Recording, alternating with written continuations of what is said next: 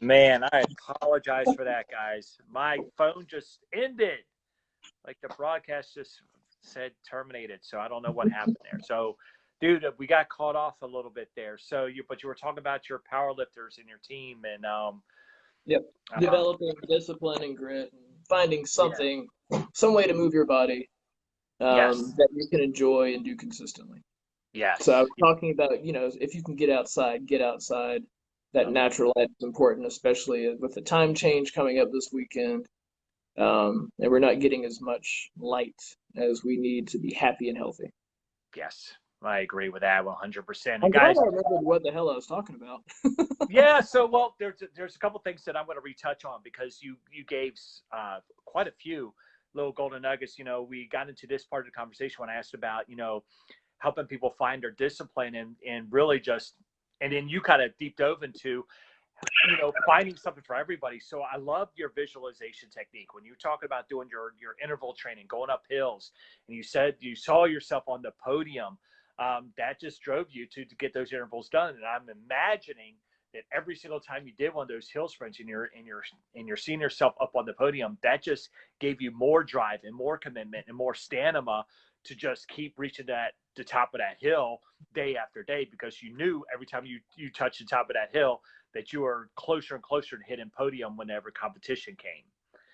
And so I love that visualization. And then you went into, you brought me into it and said, I know you don't enjoy bodybuilding. I'm not a bodybuilding kind of person, but there's something for everybody. And so you talked about the tennis, and you have these athletes who are dedicated to the powerlifting.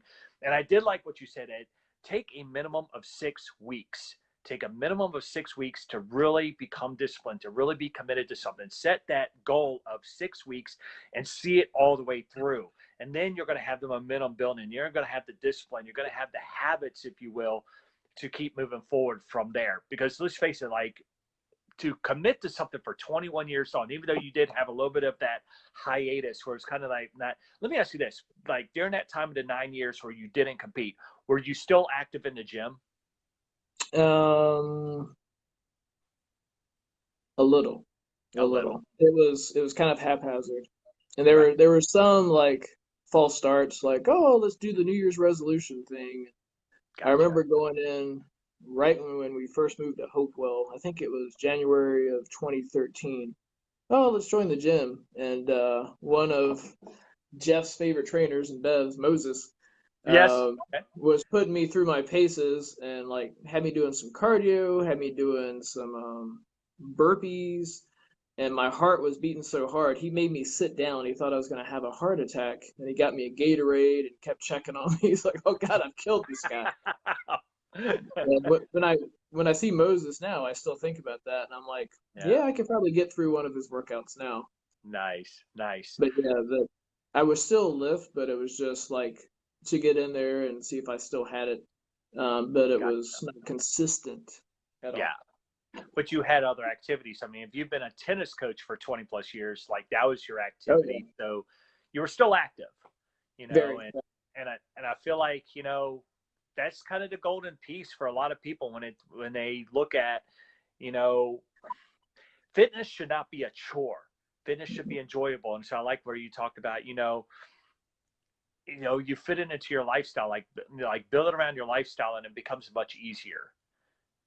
So I like that a lot. Well, let's cross gears because I know people are excited to learn more about you, man.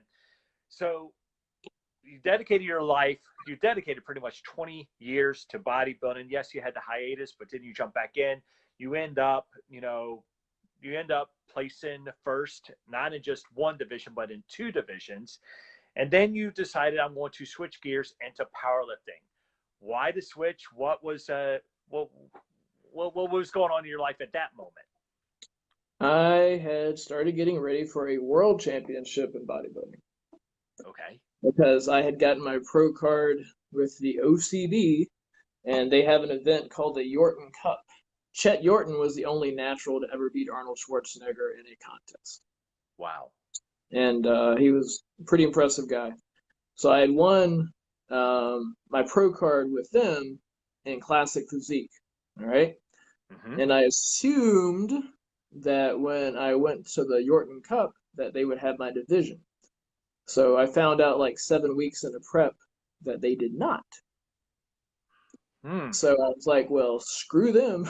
I started talking to my buddy Don Beischel. He's like, hey, you got pretty good squat, bench, and deadlift now. We got a powerlifting show at the Outer Banks, and you love the Outer Banks, right? I'm like, oh, yeah. Yeah. So I started getting ready for that. I only did like an 8 week prep for that. I used Steve Shaw, Ben the Barman, Yep. Oh his well. programming for that. And it was great. Some days it was just like 2 or 3 sets of something and like maybe no more than 2 reps. And I was not used to all this rest with powerlifting. I'm like, rest Yeah. 5 minutes. I'm like, what the hell is that? My training partner, like Muhammad could tell you, squeaky, it was at most like 30 to 45 seconds. John Hunter Yeah. knows as well. Um, but yeah, I started getting ready for that, and it was weird. It was weird. This powerlifting meet was held in a church in Jarvisburg, North Carolina. So No right kidding. after you cross the bridge, where you can go left and go to Duck, and make a right and go to like Nags Head, etc. So it's in this church, and there's like this giant cross over me, and I'm like, all right. But there were platforms, and this church is really cool, Sean. If I were going to go to a church, I would go to this one because I they have hear a you. full powerlifting gym upstairs. And if you're a Get member of that out of church, here. it's a free gym. Well, there's your faith and fitness right there. How about that? But yeah, so Gene Barry runs those shows. That's the 100% natural, 100% raw, and Josh, my cousin, competed in those too. So it's Yeah. no suits or anything like that. You can wear knee sleeves, but I never did for those. And I went in there expecting nothing. Um, and I practiced the commands and everything. And I hit every lift. I missed one attempt on bench, so I went 8 for 9 my very first Wow. powerlifting meet. I won best lifter. I won first place in my class. I set the deadlift record. I think I weighed 194 pounds for this one, and my deadlift was 562 and change because of Holy kilos. smoke. That's the closest I got to that triple bodyweight deadlift. The heavier I get, the harder that gets to achieve. Yeah, right? But yeah, that record stood for the last 2 years. And then that earned And so me the you invite still, to. so that was the record that you still hold. Oh yeah, nobody's touched that. That is amazing. That is You can amazing. you can come for it, but I'm not even in that division anymore. I'm in like 41 to 45 submasters or whatever that is. Uh, and then April, I competed at a powerlifting meet with about 150 people in Zion's Crossroads, where my training partner Alex lives, Mm-hmm. and I got second in that one. The guy opened up with like a 480 squat, and my best squat at that time was only like, what did I get that day? Like 419. So he was already up by almost 70 pounds. But then we Wow. tied on the bench, and then he went for like a 605 deadlift, and I hadn't planned to pull that heavy. So I went 20 pounds heavier than I had trained for. So I got 585, almost 590 that day. Holy smoke. Finished second. I got this cool belt. Looks like one of those WWE belts. Uh, Yeah. so, Dude. and then Jeff Richardson's like, hey, strongman, what, you want to try Mm. it? We've got this place called Mayhem. And Okay. that was very shortly after that in 2019 that I came a knocking. So let me ask you this. Like, you knew Jeff from Gold's Gym, correct? Mm-hmm. So you guys obviously maybe working out together, just knowing each other in past. I'm not really sure what that history was, and you can elaborate Yeah, on that some. John Hunter and I and Jeff and James, we were all there at Gold's back in the day. Nice, nice. And so Jeff is obviously watching you doing some of the powerlifting and whatnot. And how did that conversation go about strongman? Like, well, how did that even come up? What was that conversation like? I think he invited me like it was a Facebook event. I think it was an open gym you were holding there, and Mm-hmm. he sent it to me. And I Okay. always watched Strongman on TV with my dad growing up, back when they were wearing the singlets with Bill Kazmaier and all those guys, Lou Ferrigno Yeah. even.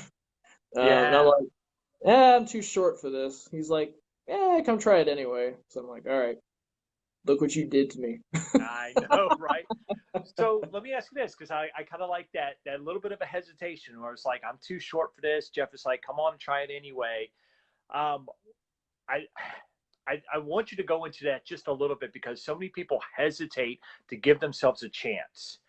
And so you never know you never know what the world has to offer to you until you take that chance, until you just kind of go into something and go into the unknown territory without having the, I guess the mindset or that, the false beliefs is really what it was. Like you're telling yourself, I'm too short for that. So maybe Yeah. not. Jeff in a way talks you into it. So what's been your experience? Like, are you glad you took that plunge or? Yes. Yes, I am. Not every event is going to be an advantage to a taller athlete, right? Like loading events, obviously, that's going to be a big advantage. Other ones, it's the strongest guy who's going to win. Whoever's got the best technique, best strength, and maybe the highest pain tolerance at sometimes. Because there's some events that just shouldn't exist. Yes, I would have to agree with you. Something Paul Mauser would have dreamed up back in the day. Strongman is Anything definitely dragging anything, I'd never want to do again. Oh, but I'll probably do it anyway. the chains. Oh my God. Yeah, for those of you who are new to strongman, and it is a spectator sport. It truly is a spectator sport, putting the athletes, through horrendous events. And honestly, guys, strongman to me is one of the best sports out there because it tests your grit, it tests your fortitude, it tests your strength, it tests your agility, it tests your recovery. And it just puts you in uncomfortable situations for a period of time. And so it's not like powerlifting where it's like, okay, you get the one rep and you're done. Like some of these events go on for minutes at a time in some cases. So Yep. kind of talk to me about your experience because I've never had a powerlifting background, but kind of talk to me about the difference that you've noticed between powerlifting and strongman, maybe some of the training that's involved. And if somebody who's like a powerlifter now and wants to cross over, like kind of talk about that experience for you. Well, powerlifting builds a lot of static strength. Mm-hmm. There's not much. You'll see some guys doing conditioning, but not much. They'll check their phone between sets or whatever. Watch like a mini series because they take a long rest. With my experience as strongman, like when we're doing static events, we'll take a longer rest. If we're doing something for speed, let's rest. Catch your breath and go again. Strongman is like formalized farm work. It's really what it is. I like that. So when you have these like country boys, you're like, I think I'll try strongman, and they just destroy you. That's just work to them. That's just work to them. Like when I was growing up, mom and dad both grew up on farms, and dad had me out when he could get me out because I was lazy. A lot of picking up rocks and building walls, and toting things here and there. It was already there. But strongman, if you walk into a strongman gym, you look around, like it's your first time, you don't know what the hell anything is. Like, what is the purpose of this? Yeah. That was me. That was me. And now people are walking in like new to the place, and I'm showing them like what this is about. Powerlifting is pretty boring, but I can't discount the amount of strength that these people show. Yeah. It's a whole other sport, but there's too many federations, and they all have like different rules and like what is depth. Where should your feet be on bench press? And strongman at this point just has two organizations like formalized. You've got Strongman Corp and you've got USS, and that's it, which to me is just like a breath of fresh air. I'm like, okay, so with strongman, I just have to complete this rep, even if it kills me. It doesn't have to be pretty. Lock it out, and you're waiting for down, which sometimes Chad won't give you. Remember when I had that 220 in my head? I was like, yeah. Sean's like, yeah, he's going to lose it because he lost all his breath. And I go to rack it, boom, down. Yeah. You had to rack it all before it could count. Fuck. Yeah. So you did. So for those of you who want to cross over to strongman or compete in it, listen to the rules meeting. Like, be there for the rules meeting and pay attention and ask all your questions. I was paying not attention. leave the rules meeting without knowing exactly what to do and what's going on. And don't abuse ammonia like Muhammad. Yeah, right. So, dude, I love this. That was powerlifting. That was powerlifting. Oh, yes. So, and it's been in my experience that powerlifters really do have a leg up when it comes to that static strength and even that grit when they when they cross over into the strongman sport. Like, they really dominate in a lot of fields that the strongman has to offer. It's just if they lack agility and speed and coordination, those things, that's pretty much all they got to work on is their conditioning. Once their conditioning is on par, it all comes together and they're dominating the fields in a lot of ways. Oh, yeah. So, dude, I love it. So, dude, we've really talked a lot about your journey. We talked about, your bodybuilding and then cross over to powerlifting, cross over to strongman. But all these things, I know there's, like, if you could sum up your experience with everything across the board, and you could, like, let's say someone who's like, man, I don't know what to do. I don't know if I want to get into bodybuilding. I don't know if I should do powerlifting. I don't know if I do strongman, but I know I want to get into weight training.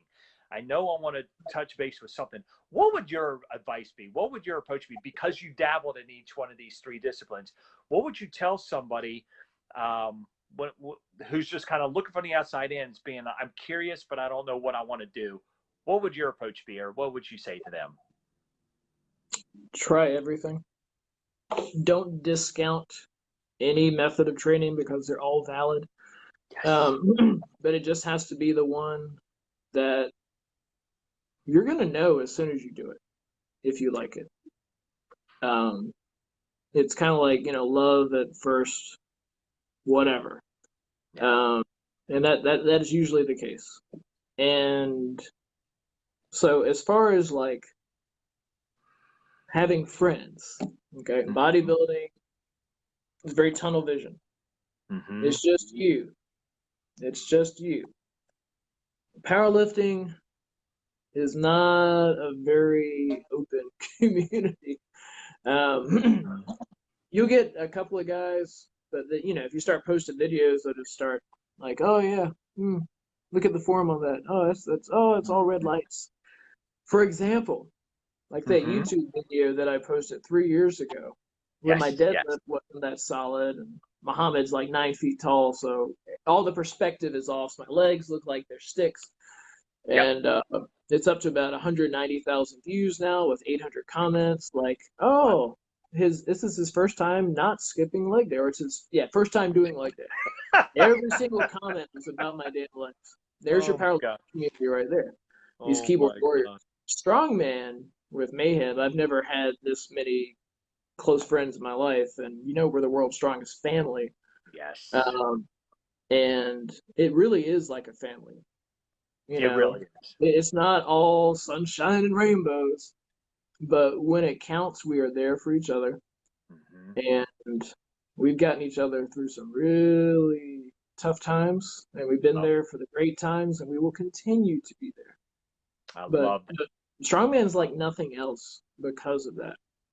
If you are willing to go in, do the work, be humble, take advice, and learn, that it's for you.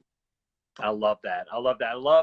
And that was my experience. Like, when I first got into strongman, it was because of people like Zach Evanesh and Elliot Hulse that I really discovered it. And I went to a seminar with those guys, and it was just that ever-encompassing community. And I'm still friends with some of those guys. And there was like 20 of us that met down in St. Petersburg, Florida. And I'm still friends with those guys. And I could go to Jersey and I could walk into CJ's gym, or I could go to Canada and go to Greg's gym. Like, I could go to New York and go to Gaggling Strength. I could go into his gym because of this connection that the strength community just has.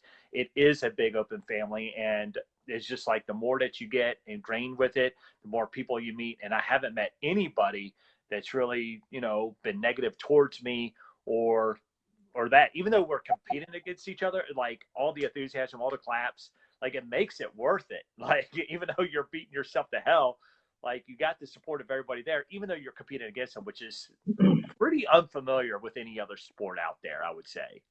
Oh yeah. So like even back in August when I wasn't 100%, there were two other guys in the master's class. We were cheering each other on the whole time. Yeah. Because when you get into your 40s, there aren't that many guys still doing this, and Yeah. you bond right away. And I remember like after that contest was over, Thad walked over to me with a beer. He's like, "Hell of a job," and we Yeah. toasted right there. I love that. I don't think that happens in bodybuilding. Dude, I love that. Well, dude, we've gone into your journey quite a bit. And I don't know if you guys can tell through this, just even this presentation that Dalton has walked us through, but you can see the transformation that he went through from someone who went through a bad breakup to failing out of school to earning his master's and then continuing on. Now he teaches Spanish, and just his entire lifestyle has just transformed. And fitness is a big component of that. I mean, you could correct me if I'm wrong on that, but I feel like we could definitely say that. What would you say to someone? This is going to be my last question for you, Dalton, so take as much time with this one as you want. But what would you tell to somebody who's really struggling with themselves? They're struggling with like who they are, maybe their purpose in life, this a negative conversation about themselves, always beating themselves up. What kind of advice, what would you say to that person who's just struggling right now? Be nicer to yourself. You're all you got some days. And Sean knows if you live in your mind too much, it's not always the nicest place. Yeah. It's not always the nicest place, but you need to love yourself. And it can be hard. I posted about this the other day. Like I told my students, I always do. I'm like, I didn't always like you, but I loved you. Yeah. Okay. And I hope you understand that. And they did. But you have to find something to do. It's not just about your physical health, it's about your mental health, your spiritual health. It's all one piece. But you go through some epiphanies sometimes when you're sweating and you're going through effort, and your mind is actually sharper when you're putting in this effort. And that's the one thing. As we age, it's even more vital that we stay active. Okay, it's good for the health of your brain, it's good for your joints. Right now, I'm not able to train. I have a really bad quad strain. I have to go see a sports medicine doctor about it on Monday. And I'm getting up every 10 minutes and walking around the house for 5 minutes. It hurts. Yeah. Then the next time I do it for 6 minutes. You know why? Because I want to heal. Yeah. I want to heal. I want to get better. All of you should want to better yourselves. I love that. I don't care how good you think you are right now, you can get better. And whatever you want to improve in, you can do it. Okay? But you have to stop being afraid. Oof, that is so powerful. Stop being afraid. Dude, Sure, that is so powerful. I have failed many times, and I'll fail again. But you know what? By God, I'm going to get up, and I'm going to try again. And I've got friends. Believe it or not, I've got friends. And they'll laugh at me when I fall, but they're going to reach down a hand to help me up at the same time. That's the kind of friends you want. If they're just laughing and not reaching down, they're not your friends. Yeah, amen So to that. surround yourself with great people. And if you want to judge somebody, look at who they surround themselves with. Right away, you will know. Right away, you will know. Like every year at school, for whatever reason, I have like a project student that I choose. They don't know it, but it's one that I see the potential in them that they might not see anything at all, but I can see it. Oh man! And those students I have worked with, I have brought them with me to the gym. Some they've really taken. They're just really taken with it. Others They just need somebody to listen to them Yeah. and to actually start believing that they're worth a damn. Damn. You need those people in your life. Always remember those people who were with you when you were at your lowest. Okay? Because someday you're going to have to be that person. Someday you're going to have to return that favor. Do not neglect people. Don't neglect yourself.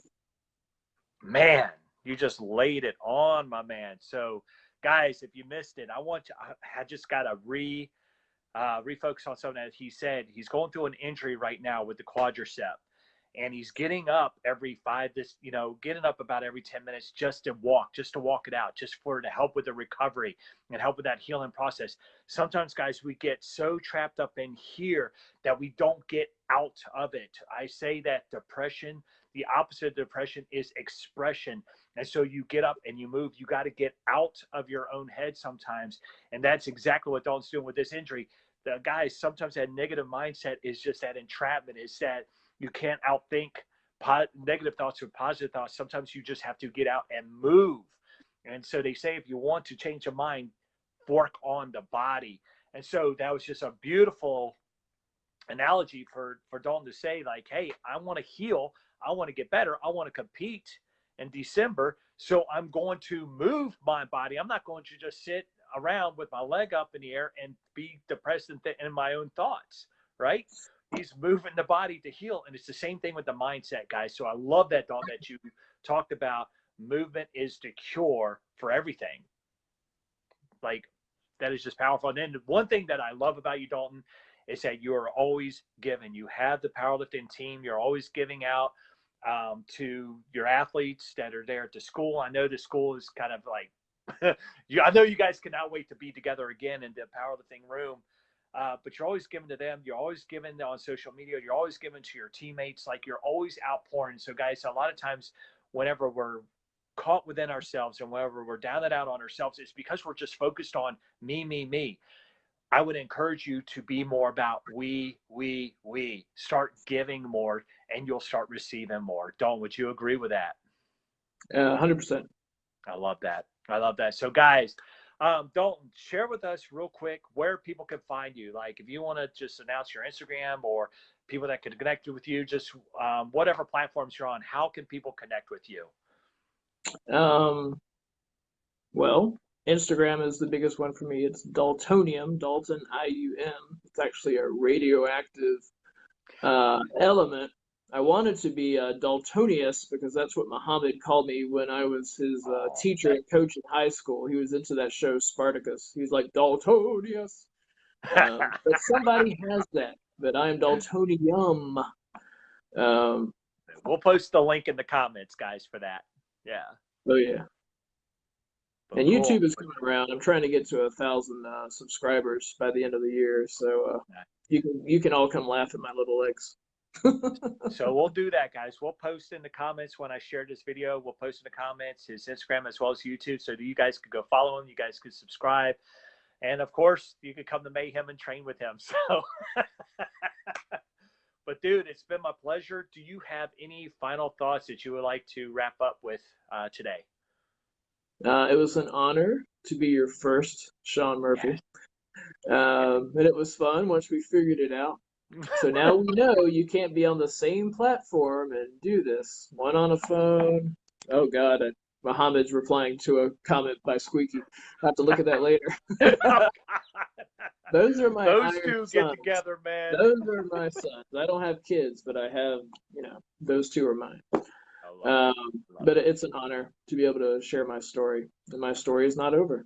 Yeah, well, we talked about doing this well before the summer, so I'm glad that we're finally able to do this. Guys, we have several interviews lined up. The next one is going to be this Monday night at 7 p.m. with the mighty Joe Disher, where we're going to be talking about his journey of losing over 100 pounds. So you guys don't want to miss that one. But Dalton, I appreciate you being on here, man. It was my honor. We set history. We made history once again with you of being on episode number 1 of the Salvation StrengthCast. So thank you guys for bearing with us as well, for tuning in, for watching, even though we had a lot of technical issues today. Appreciate you guys sticking by and all that stuff. Guys, when I share this, if you guys have any questions that you want to ask Dalton or anything like that, just throw them into the group and I'm sure he'll get back to you, right? Yes, sir. Yeah, but now it's time to we got to let him go because I know he's ready and anxious to get into the gym and train a little bit. So thank you guys. Peace, love, strength. We will be back on Monday night at 7 p.m. with another StrengthCast. Talk to you soon.